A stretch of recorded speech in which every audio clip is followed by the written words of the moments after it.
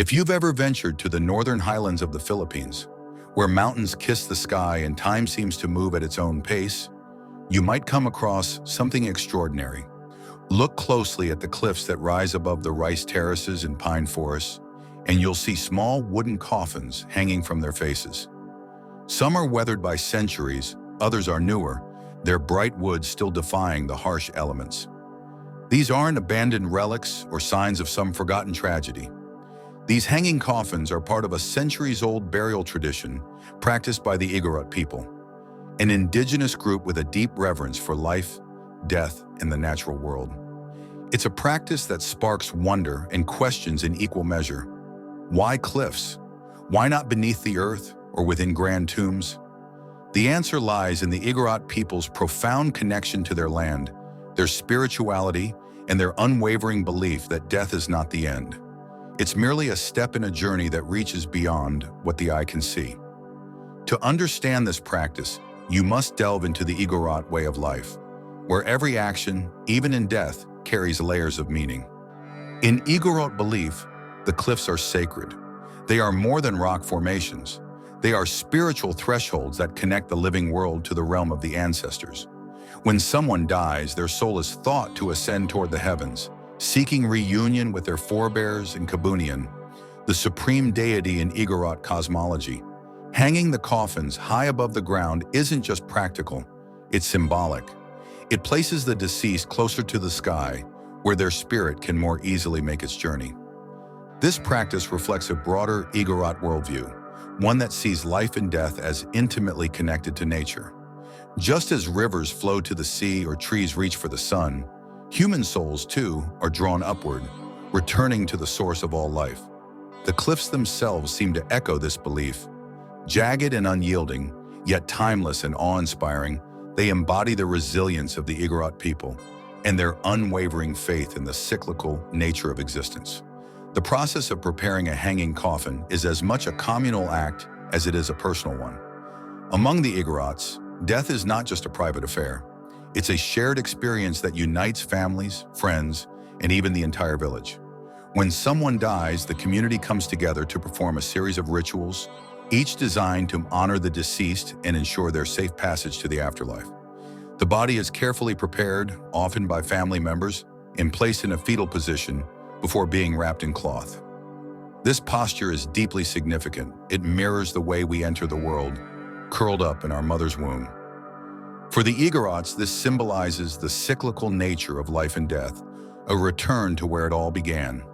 The coffin itself is often crafted by the deceased, if they've had the time and foresight. This act of preparing one's own final resting place is seen not as morbid, but as an acceptance of life's impermanence and a way to take part in one's spiritual journey. If the deceased was unable to make their own coffin, their family steps in, treating the task with the utmost care and respect. Transporting the coffin to the cliffs is no small feat. The journey is perilous, requiring immense physical strength, coordination, and a healthy dose of courage. Men scale the rocky faces with ropes and bamboo ladders, securing the coffin in place with great precision. Women and children often watch from below, offering prayers and emotional support. It's a communal act of love, one that transforms grief into action and ensures the deceased's memory is carried upward, both literally and spiritually. To understand why such elaborate care is taken with the dead, you must understand the Igorot belief in anitos. These are the spirits of ancestors who remain active in the lives of the living even after death. Anitos are not distant or disconnected. They are ever present, watching over their descendants, offering guidance, and occasionally demanding attention through signs or omens. Treating the deceased with respect ensures that their spirit remains benevolent. Neglecting these duties, on the other hand, can lead to unrest, not just for the deceased, but for the entire community. Illnesses, failed harvests, or other misfortunes are often interpreted as signs of an unhappy spirit, urging the living to make amends. By placing coffins on cliffs, the Igorots believe they are not only protecting the dead, but also safeguarding the living.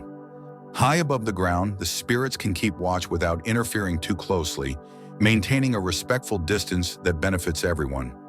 Each hanging coffin tells a story, not just of the person it holds, but of the community that placed it there.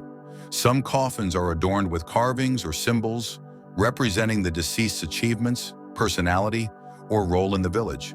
A hunter might have a carved deer or bird on their coffin, while a respected elder might have symbols of wisdom or leadership. The cliffs themselves become living monuments, a patchwork of history visible to anyone who looks up. They remind the living of the sacrifices, struggles, and joys of those who came before them. In this way, the cliffs are not just graveyards. They are archives, keeping the stories of a people alive for generations to come. As beautiful and meaningful as this tradition is, it faces significant challenges in the modern era. Urbanization, globalization, and the spread of Christianity have all contributed to the decline of cliffside burials. Younger generations, influenced by city life and modern values, are less inclined to continue these practices. Christianity, in particular, has introduced new burial customs that conflict with traditional Igorot beliefs. While some families find ways to blend the old and the new, others abandon the practice entirely, opting for cemeteries or other more conventional methods. There's also the issue of practicality. With fewer people living in remote mountain villages, the logistics of carrying out a cliffside burial have become increasingly difficult. Some cliffs, once teeming with coffins, now stand empty, their stories fading into the mist. Despite these challenges, efforts are underway to preserve this unique tradition. Cultural advocates, historians, and local leaders are working to document the rituals, not as relics of the past, but as living practices that still hold relevance. Tourism, while a double-edged sword, has also played a role in raising awareness of Igorot culture. For the Igorots, the fight to preserve their traditions is not just about hanging coffins, it's about maintaining their identity in a rapidly changing world. The cliffs, with their solemn yet vibrant presence, remain a powerful symbol of resilience, spirituality, and the enduring human desire to honor our ancestors. The sight of those hanging coffins, silhouetted against the sky, stirs something deep within us. It's a reminder of our shared humanity, our universal need to find meaning in life and death. The Igorots show us that even in the face of loss, there is beauty and purpose. Their tradition asks us to reflect on our own lives. How do we honor those who came before us?